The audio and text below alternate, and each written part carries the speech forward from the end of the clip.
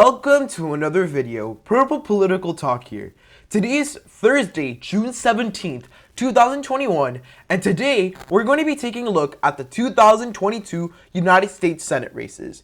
These are some of my favorite races to cover as they're very diverse and realistically, it's one of the most sometimes shocking races come out of the U.S. Senate.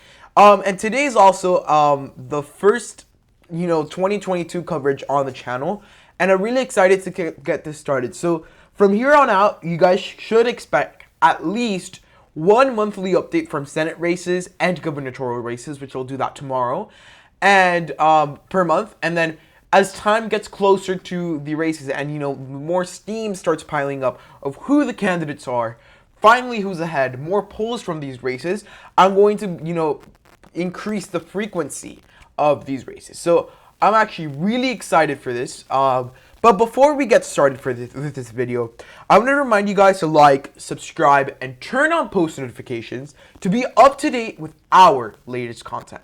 So let's get started. So these races are going to be very interesting. Some of these races are going to be, a lot closer than others. And, looking forward into these races, there's a lot of things that are really going to end up influencing them. And, at this point in time, it's still a little bit of unknown factors. But, what else can we do but hypothesize and see what could happen? So I'm going to start by going through these races and discussing who's running and, giving you guys a little bit of an introductory into these races. So let's start off with the races I think are pretty safe. So for these races, I think we're looking at Washington. We have Patty Murray in that seat. In Oregon, we have Ron Wyden. But, in some of these races, one of the things that we're going to end up seeing is that for the Democrats, they're going to have a huge advantage as some of these Republican incumbents are retiring. So I'm going to point those out to you guys throughout the videos. So we have Washington, Oregon. West Coast is pretty tough. Alex Padilla is going to get probably reelected. Hawaii is a pretty safe state when it comes to these races. Let's see, Vermont, Connecticut, pretty self-explanatory. Maryland. At this point in time, we are looking at pretty safe states for the Democrats. We're also looking at safe state in Illinois, and this we also have a very interesting race in Ohio, which I'll get into in a little bit. As far as everything else goes, as far as I can see, there really is no more safe states for the Democrats, unless I'm missing something. Yeah, there is. New York. If I'm correct, that's Kirsten Gillibrand seat. That should be pretty safe. So I think, this is where we're looking at. These are the states I think that the Democrats are going to get safe. Already putting them at 45 seats. This is a huge advantage for them. Now, this map is a little difficult. For those of you that don't remember, this is the map that that brought the Republicans to a majority during Trump's first election in the U.S. Senate. So this map is actually more Republican leaning currently, and there's a lot more Republican seats. However, that does mean that the Democrats have a lot more opportunities to pick up. As for the Republicans go, you have a couple different races that you could consider safe for them. You have Idaho, you have Utah, North and South Dakota. Although, these two states, especially in North Dakota, you could see something with, Heidi Heitkamp probably won't run again and she's unpopular, but Democrats maybe could pull out something there, but I think it's very unlikely at this point. You have states like Kansas, you have Oklahoma, and then down south, the Democrats could probably make some inroads here. However, I'm not sure how prominent they're going to be. I think as of right now, we're really looking at some, we're going to have close races. It's going to be South Carolina and Georgia. South Carolina, I think you have Tim Scott. And then in Georgia, this is going to be, if I'm correct, Raphael Warnock's seat, the special election seat that was up. So this race is going to be very interesting. In Alabama, you do have a retirement. Here, I think it's more of who wins the Republican primary is going to end up being the next senator from the state of Alabama. At this point in time, it really looks like it's going to be an ultra-conservative in Mo Brooks. Going up, we have Kentucky. That's Rand Paul's seat. He should win that pretty safe. Missouri, Missouri is actually an interesting case. I mean, the Democrats could realistically contest this. However, the chances of them going in and actually, flipping a seat is very unlikely. You also have the state of Indiana.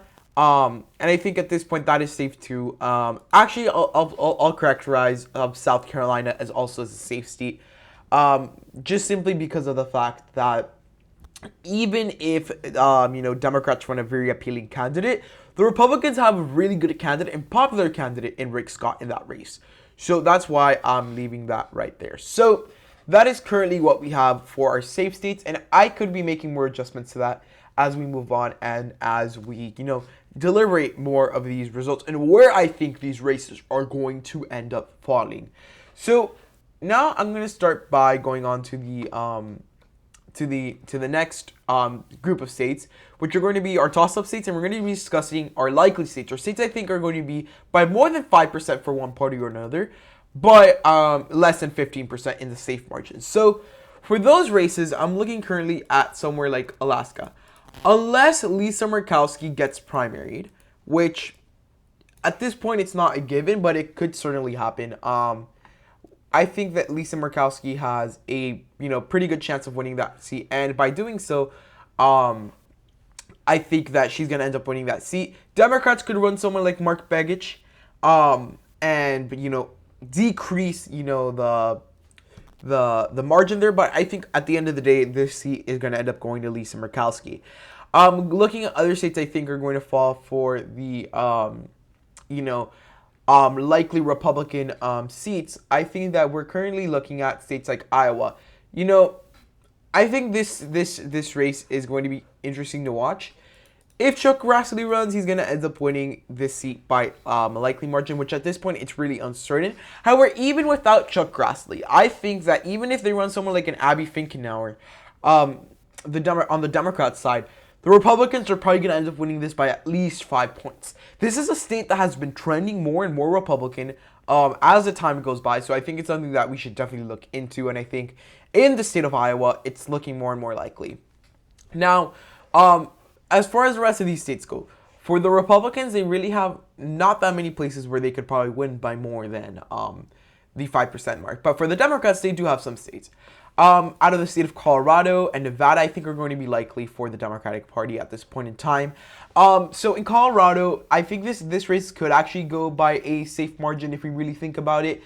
I don't think it's that out of the realm of possibility. However, I think that there is a possibility. So this is Michael Bennett's seat. I think that, he's popular. I mean, at a nationwide stage, he isn't as known as someone like John Hickenlooper, but I think that Michael Bennet could win this seat by probably around 10%.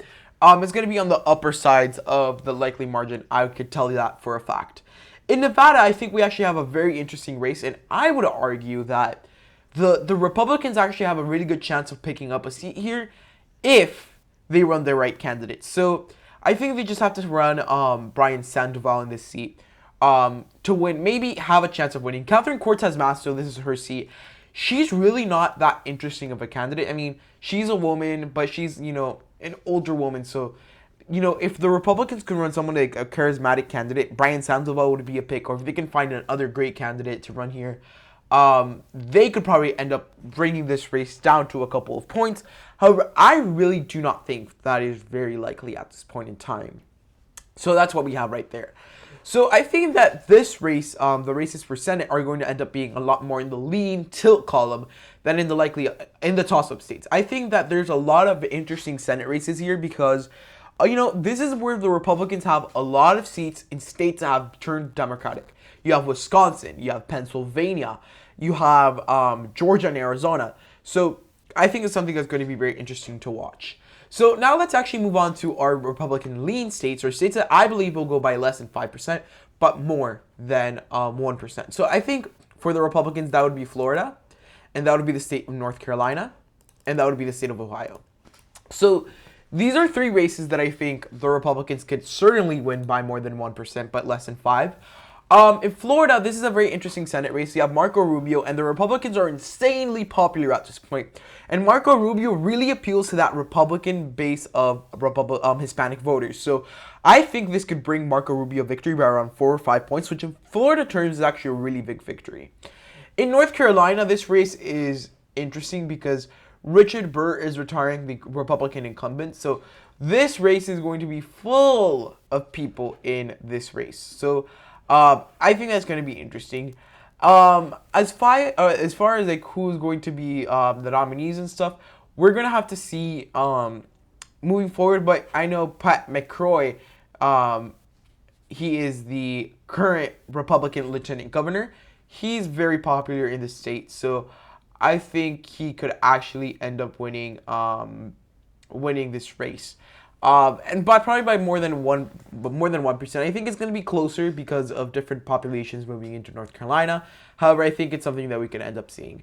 In Ohio, this race is going to be very interesting. This is Rob Portman's seat. He's retiring.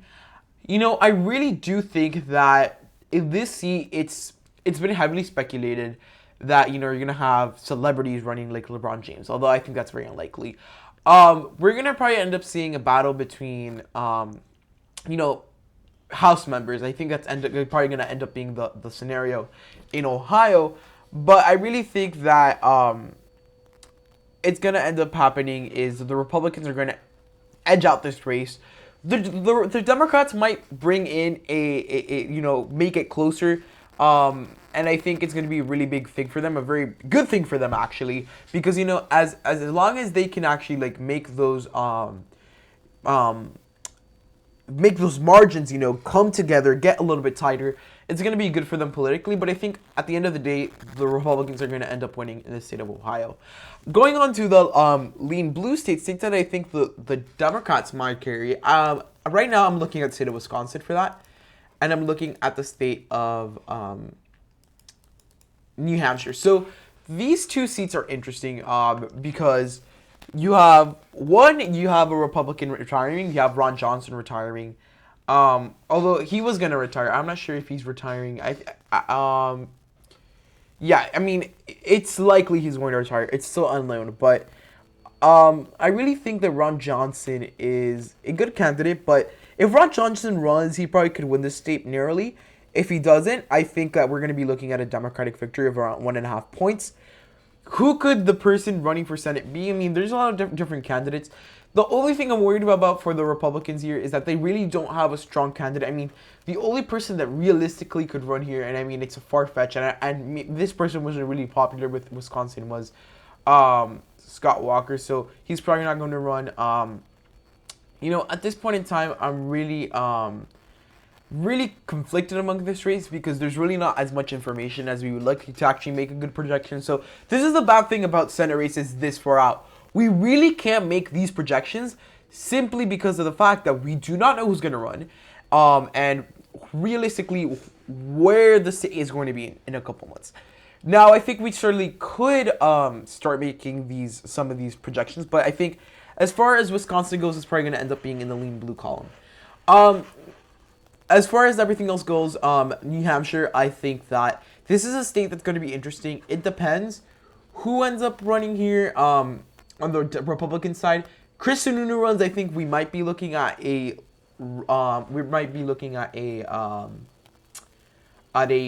lean red state maybe, or lean you know, very a closer race. But I really think that's something that could end up happening. So Chris Sununu hasn't announced, and Kelly Ayotte actually has not announced either. So, you know, Kelly Ayotte is another person who can bring this home for the Republicans. The incumbent is Maggie Hassan, and she narrowly beat Kelly Ayotte. So Kelly Ayotte could come back and try to get her seat back. You know, I don't think it's that likely. I mean, Maggie Hassan is a little bit more boring than Chris Sununu and than Kelly Ayotte. So I think that if those two Republicans, or one of those two Republicans, end up running, I think we might see a Republican narrow victory, but it's still not a given. So now that we got most of our states covered, let's go to our tilt states, or think of the states that are going to be, one, the closest, and two, their deciding factor for these races. Let's start off with the state of Arizona. So I think Arizona is going to end up going very narrowly to Mark Kelly. I mean, I think the state is narrowly trending more Democratic, and even if they run a very strong Republican candidate, the Republicans are still not going to be able to, go over the mark and get the victory they need. So I think that in this case, I think in Arizona we're looking at a Democratic victory slightly. This already puts the Democrats at 50 seats, and they would take the majority according to this prediction. Again, this is very far out, so things are definitely bound to change. Now with these two states, I think Pennsylvania, this is Pat Toomey's seat, he's retiring. I really think that the Republicans could end up winning here very narrowly if they run the right candidate, but I think as it looks right now, the Democrats are probably going to end up winning in Pennsylvania by a tilt margin. They're probably going to contesting. This is going to be a contested race. I think that overall, these three races that are still left over are going to be deciding factors for the Senate because they're going to be super close. So I think that when we look forward and say, what are going to be deciding factors, we're looking at Georgia, we're looking at Pennsylvania, Arizona. You could possibly add North Carolina in there. So the last race I have is the state of Georgia. This is Raphael Warnock's seat. Considering it is a midterm year, I think that, they could probably narrowly edge it out here. Stacey Abrams is a political mastermind for Georgia Democrats. I mean, she's able to bring out those African-American voters to go out and vote for Warnock. Come 2022, I really think that could happen. And I mean, in the slight chances that she does end up running for governor in Georgia, that increases the excitement for Georgia voters. So I think this is what we're currently looking at. 48 Republicans to 52 Democrats. Democrats will have the majority according to this prediction. So guys, I hope you guys enjoyed this prediction. If so, please give it a huge thumbs up, like, subscribe, turn on post notifications to be up to date with our latest content. So thanks for watching and hope you guys enjoyed the video and goodbye.